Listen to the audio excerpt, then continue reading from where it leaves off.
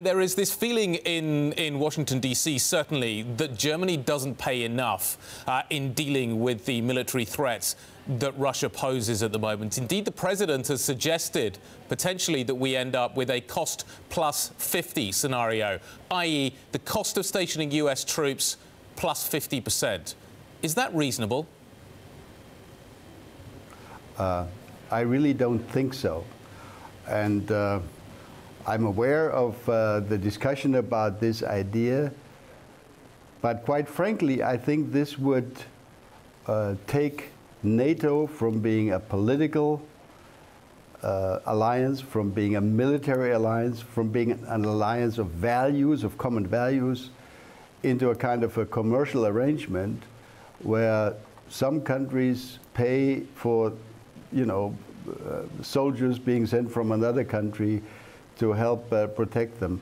I would be the first to say that, and I think I'm being joined by many of my countrymen, that the German contribution on the 2% goal of NATO is insufficient, absolutely. So it's fair for Germany to be criticized for lagging behind, but I think that NATO as a whole should actually be in great shape, and its fundamental purpose should not be questioned at a moment, as you correctly just said, when we're still facing huge problems as we look at Russia, as we look at the Middle East, as we look at a huge number of unresolved military conflicts in our own neighborhood.